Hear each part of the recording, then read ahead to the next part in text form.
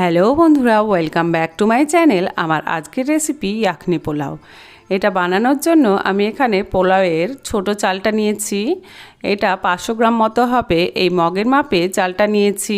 চালটা দুবার ভালোভাবে ধুয়ে নিয়ে ভিজিয়ে রাখলাম।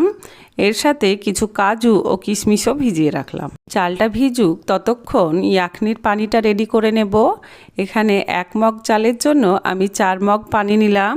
1 টেবিল স্পুন গোটা ধনে, হাফ টি স্পুন জিরে, হাফ টি স্পুন মৌরি, 10-12টা গোটা গোলমরিচ, অর্ধেক জায়ফল এভাবে কুচি করে নিয়েছি।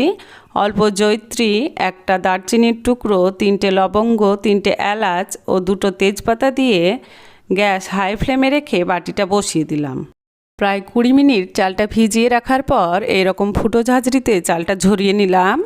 চালটা এইভাবে একটু ছড়িয়ে দিয়ে মাঝখানটা ফাঁকা করে দিলাম। এতে চালের গায়ে জলটা তাড়াতাড়ি নেমে যাবে। তোমরা চাইলে সুতির কাপড়ে চালগুলো ছড়িয়ে দিয়ে ফ্যানের হাওয়ায় শুকিয়ে নিতে পারো। 500 চালের পোলাও বানালে আমি এইভাবেই জলটা ঝরিয়ে নিই। সেই সাথে কাজু ও কিশমিশের জলটাও ঝরিয়ে রাখলাম। এদিকে ইয়াখনির পানিটাও ফুটতে শুরু করেছে। গ্যাসের ফ্লেম হাই ছিল, মিডিয়ামে করে দিলাম।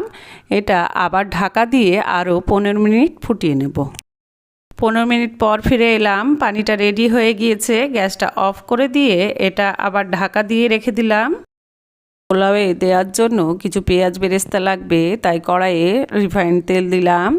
তেলটা গরম হলে 2টো বড় সাইজের পেঁয়াজ এইভাবে পাতলা করে কেটে রেখেছিলাম সেটা দিয়ে পেঁয়াজগুলো এরকম গোল্ডেন কালার হলে ভেজে তুলে নিলাম।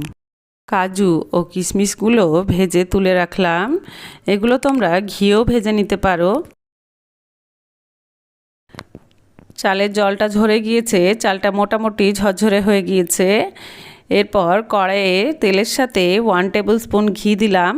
তোমরা তেলের বদলে সম্পূর্ণটাই ঘিয়ে বানাতে পারো। ঘিটা গরম হলে থেতো করে রাখা 4টে এলাচ ও একটা দারচিনি দিলাম। এলাচগুলো একটু নেড়ে দিয়ে চালটা দিলাম। গ্যাসের ফ্লেম হাই রেখে চালটা ভেজে নেব।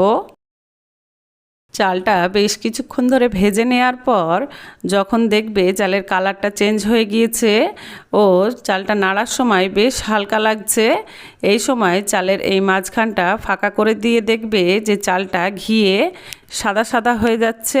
এই সময় বুঝে নিতে হবে চালটা ভালোভাবে ভাজা হয়ে গিয়েছে। গ্যাসের ফ্লেমটা হাই থেকে হাই টু মিডিয়ামে করে দিয়ে যে মগে চাল নিয়েছিলাম সেই মগেরই 2 মগ ইয়াখনির পানি দিলাম। চালটা নেড়ে দিয়ে পানিটা ফুটে উঠলে ঢাকা দিলাম। প্রায় 8 মিনিট পর ঢাকা তুলে পোলাওটা হালকা হাতে নেড়ে দিলাম। হাফ মগ ইয়াখনির পানি দিয়ে একটু নেড়ে দিয়ে হাফ টি স্পুন লবণ দিলাম। লবণটা দেওয়ার পর হাফ টি স্পুন বিরিয়ানি মশলা দিলাম। এটা অপশনাল, বাড়িতে না থাকলে এটা বাদ দিতে পারো। এরপর 2 টেবিল স্পুন চিনি দিলাম।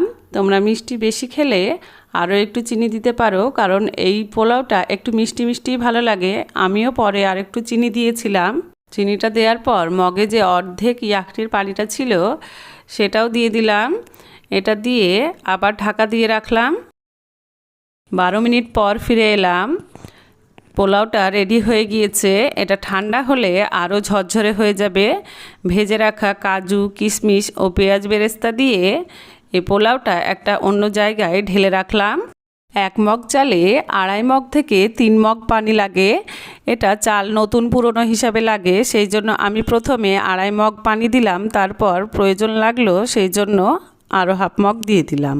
পোলাওটা অন্য একটা জায়গায় ঢেলে নিয়ে কড়াইয়ে অল্প রেখেছি।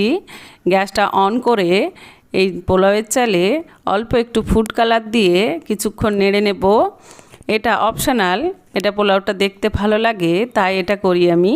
এই গরম অবস্থাতে এই পোলাওটা একসাথে মিক্সড করব না, এটা একটু ঠান্ডা হয়ে যাবে। যখন সার্ভ করব তখন এটা মিশিয়ে নিয়ে তারপর সার্ভ করব। তাহলে বন্ধুরা, এই ইয়াখনি পোলাওয়ের রেসিপিটা যদি তোমাদের ভালো লাগে তাহলে লাইক ও কমেন্ট করো, আর আমার চ্যানেলটি প্লিজ সাবস্ক্রাইব করে দিও। সবাই সুস্থ থেকো, ভালো থেকো। দেখা হবে আবার নতুন কোনো রেসিপি নিয়ে। আর আমার এই রেসিপিটি দেখার জন্য তোমাদেরকে থ্যাংক ইউ।